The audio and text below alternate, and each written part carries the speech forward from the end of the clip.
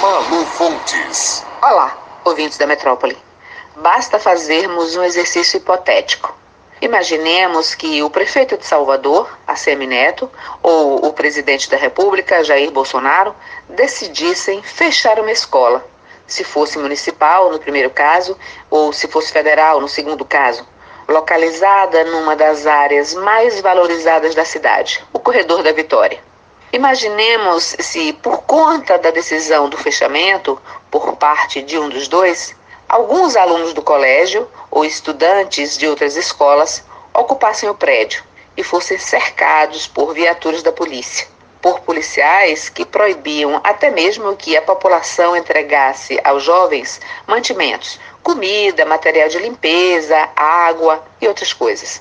O que diriam ou fariam os aliados e os simpatizantes do governador Rui Costa?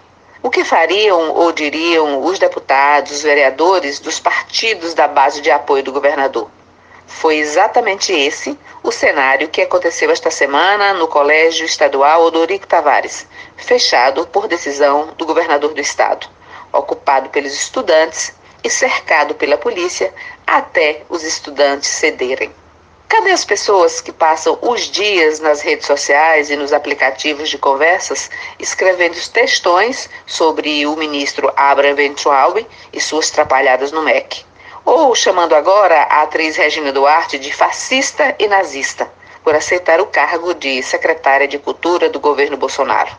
Os aliados ou os defensores do governador permaneceram em tocas silenciosas, sem jamais tentar sequer explicar com clareza as razões, se é que elas existem, que levaram o governador a, há anos, vir abandonando a escola até fechá-la, e sem condenar ou criticar em público a medida.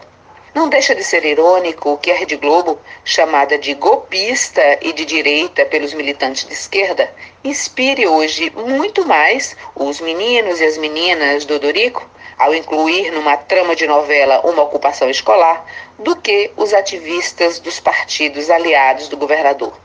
Pensemos em alguns parlamentares baianos e em alguns influenciadores digitais locais, e o caso Odorico. Se fosse ACM Neto ou se fosse Bolsonaro, o discurso e principalmente o barulho seria outro.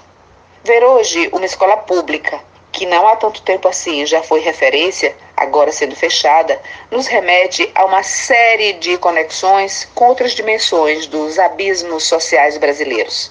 Pensemos nas rebeliões nas cadeias, cada vez mais comuns em presídios brasileiros, quando a guerra das facções criminosas promove chacinas com dezenas e dezenas de corpos decapitados e esquartejados.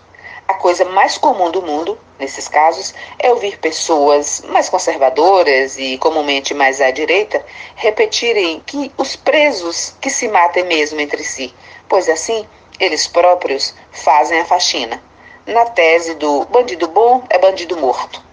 Cadê que alguém está disposto a fazer qualquer conexão entre as escolas abandonadas e fechadas no país e o aumento das chances de crianças e de jovens, sem perspectivas e sem espaço de referência para a formação, acabarem como mão de obra baratinha do tráfico de drogas, geralmente marcados para morrer muito cedo?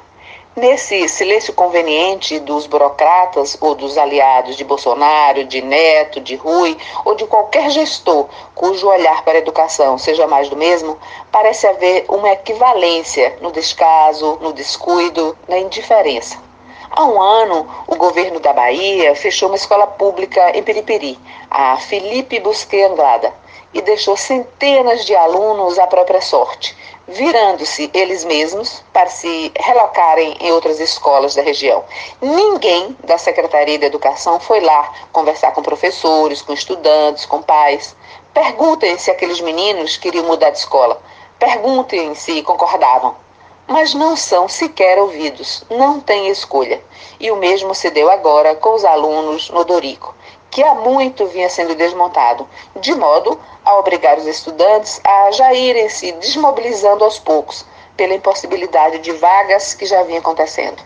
Prestem atenção, entre eventos aparentemente díspares, como as rebeliões nas cadeias, acompanhadas do coro bandido bom é bandido morto, e eles que se matam entre si, e as escolas públicas caindo aos pedaços ou sendo fechadas, há muito mais conexões do que se pode imaginar.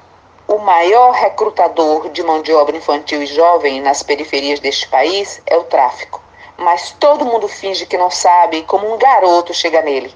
E assim segue o país, torcendo pelas autochacinas nos presídios e alheio, sem se importar, com a escola fechada na esquina. Malu Fontes, jornalista para a Rádio Metrópole.